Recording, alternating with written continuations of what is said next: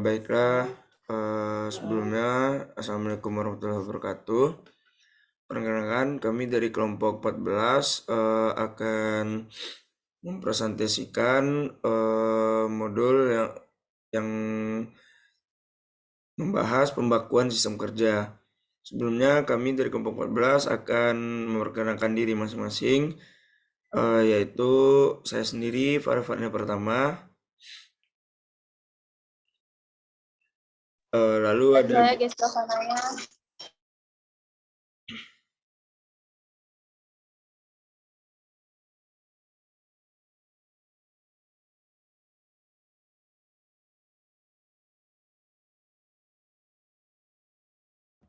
Saya Ranca Resuta. Baiklah, mungkin dari pembahasannya yaitu ada presence diagram, kurva belajar, waktu siklus, waktu normal, idle time, dan metode terpilih. Langsung saja yang pertama yaitu ada precedence diagram. Precedence diagram adalah metode jaringan kerja yang termasuk dalam klasifikasi AON atau Activity on Node. Diagram ini menggambarkan urutan dan hubungan tiap elemen kerja perakitan suatu produk pada setiap stasiun kerja.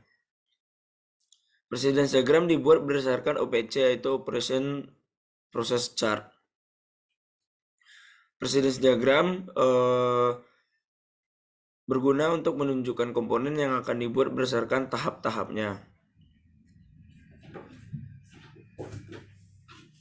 Lalu dapat dilihat di share screen, yaitu ada tabel keterangan dari precedence diagram. Lalu selanjutnya yaitu kurva belajar yang akan dijelaskan oleh Geska Fanaya.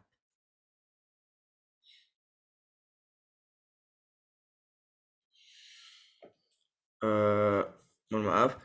Untuk kurva belajar yaitu suatu konsep kegiatan yang mengarah pada usaha perbaikan.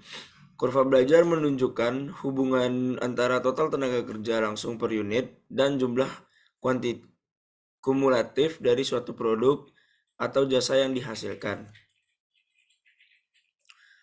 Manfaat dari kurva belajar ini adalah sebagai perencanaan strategis untuk kegiatan dan sebagai pembelajaran atau evaluasi dalam melakukan produksi. Dalam kurva belajar operator pada proses pembuatan mini truk dibagi menjadi 4, yaitu ada kurva belajar pada stasiun kerja merakit bak, kurva belajar operator pada stasiun kerja merakit chassis, kurva belajar operator pada merakit kepala truk, dan kurva belajar operator pada merakit gabungan. Lalu selanjutnya waktu siklus.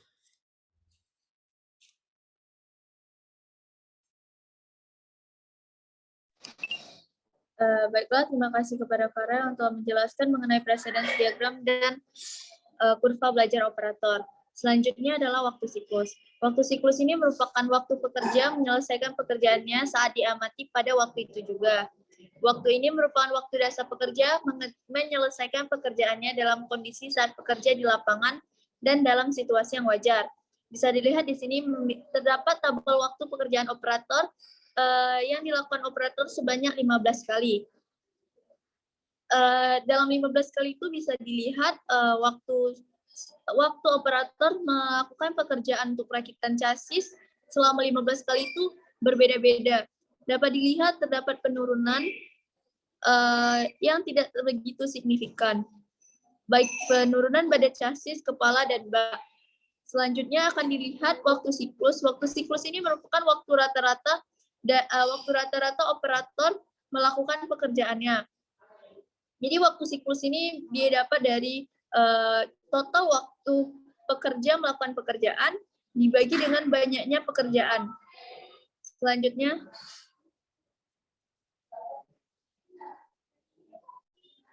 Selanjutnya waktu normal. Waktu normal ini adalah waktu pekerja melakukan pekerjaannya berdasarkan dengan faktor penyesuaian. Adapun faktor penyesuaian itu ada 3. Yang pertama metode SCUMAT, 2 metode Westinghouse, ketiga metode objektif. Yang pertama metode SCUMAT. Metode SCUMAT merupakan metode yang memberikan penilaian berdasarkan kelas kinerja, di mana tiap kelas memiliki nilai sendiri. Metode SCUMAT ini memberikan ketetapan bahwa nilai kerja yang dilakukan secara normal adalah 60. Dapat dilihat berikut adalah tabel metode SCUMAT, di mana ada rentangnya dari supervised sampai poor, di mana penyesuaiannya itu dari nilai 100 sampai 40. Berikut metode SCUMAT pada pada pekerjaan perakitan chassis. Bisa dilihat pada chassis, kepala bak dan gabungannya itu, untuk chassis itu operator pada kelas Quest Plus, di mana penyesuaiannya 95%. Dan faktor penyesuaian P-nya itu adalah 1,583. Nilai 1,583 ini didapatkan dari penyesuaian dibagi dengan ketetapan pada metode SCUMAT, yakni 60. Jadi 95 dibagi 60 itu sama dengan 1,583. Begitupun untuk kepala, bak, dan gabungan. Next. Selanjutnya faktor penyesuaian untuk metode Westinghouse. Metode Westinghouse ini merupakan penilaian pada 4 faktor yang berguna untuk menentukan kewajaran dan ketidakwajaran operator dalam bekerja, yakni keterampilan, usaha, kondisi kerja, dan konsistensi. Bisa dilihat di sini merupakan tabel pada faktor penyesuaian dengan metode Westinghouse, di mana terdapat keterampilan, usaha, kondisi kerja, dan konsistensi, di mana mereka memiliki ketetapan nilainya masing-masing. Dapat dilihat pada tabel S untuk keempat SK pada perakitan mini truk dengan hiasan. Bisa dilihat di situ untuk perakitan chassis memiliki keterampilan yang good skill dengan nilai ketetapannya 0,06. Dan usahanya adalah 0,05, kondisi kerjanya average, di mana 0, konsistensinya excellent, itu dengan nilai 0,03. Total keseluruhan nilainya itu 0,14. Didapatkan nilai P-nya itu adalah 1,14. Di mana nilai P-nya ini adalah 1, yang artinya pekerja bekerja dalam waktu yang normal. Jika P lebih besar dari 1, itu artinya adalah pekerja bekerja atau operator bekerja melewati dari batasan orang normal pada umumnya. Jika P kurang dari 1, itu artinya operator bekerja di bawah orang normal. Next.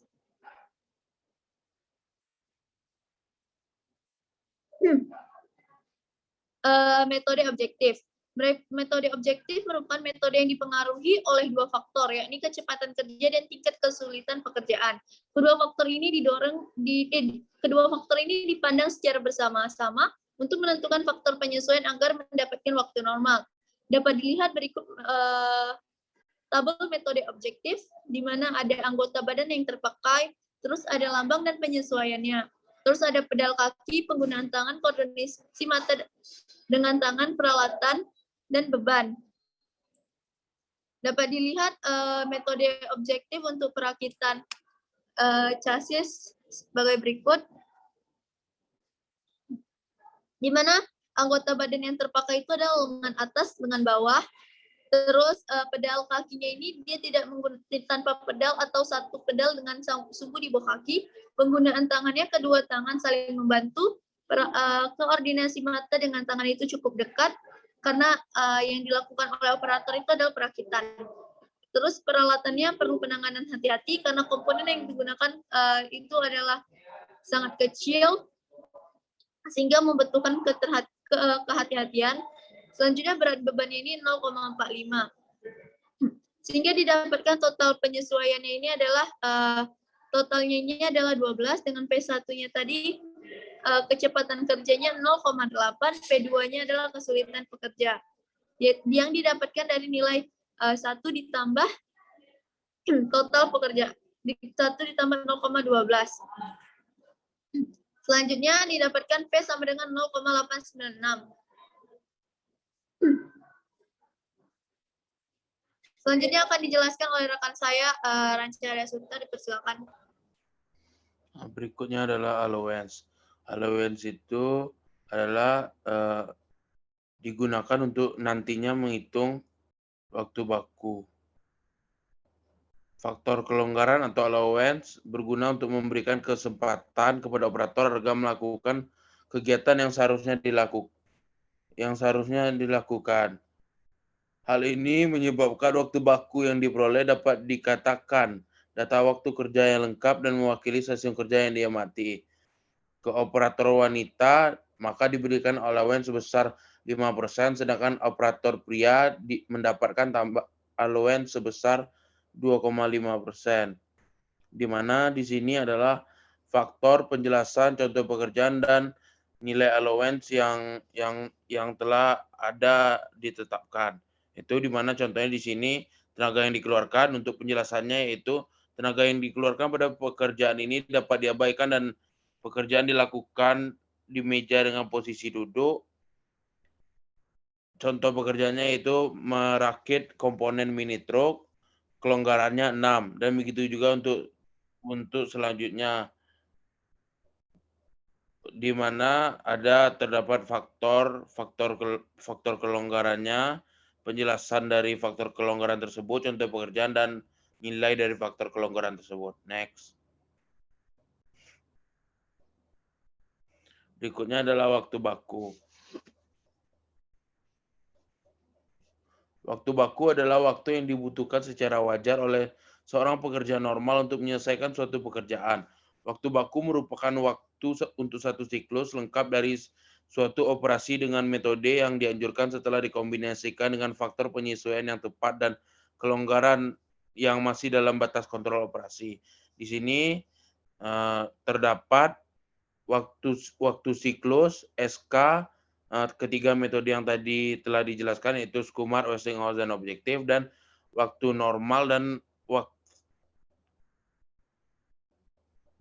kelonggaran yang didapat untuk masing-masing SK-nya.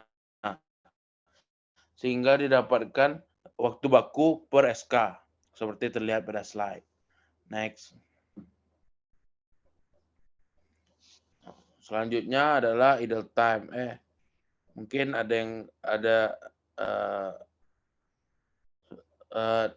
berikutnya adalah idle time. Idle time adalah waktu menganggur dari operator atau mesin terhadap proses produksi yang dilakukan.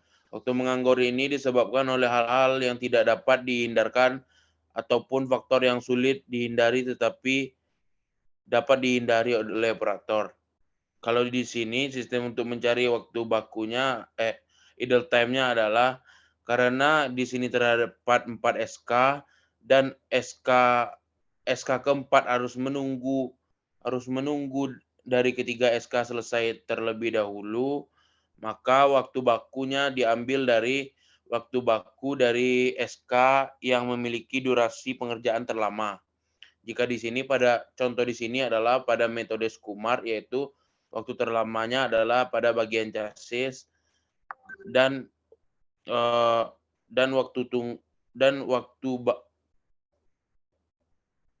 idle time-nya adalah chassis dikurangkan dengan waktu baku maksimumnya. Di mana kalau untuk chassis sendiri yaitu 0, kalau untuk kepala didapatkan 13,7863 detik, dan kalau untuk bak yaitu 355,675 detik. Dan yang waktu idle time di gabungannya adalah waktu menunggu untuk di SK keempatnya yaitu 96,367 detik. Next. Metode terpilih. Berdasarkan waktu baku dan idle time, nilai yang dipakai nantinya adalah metode Westinghouse. Hal ini dikarenakan metode ini lebih sesuai dengan kegiatan yang operator lakukan, di mana terdapat keterampilan, konsistensi, dan usaha yang berhubungan langsung dengan operator dan juga kondisi kerja yang berhubungan dengan ruang lingkup operator. Di sini ditampilkan waktu normal, waktu baku, dan idle time dari ketiga metode yang telah dicari sebelumnya. Metode terpilih yaitu pada modul ini yaitu metode Westinghouse. Next.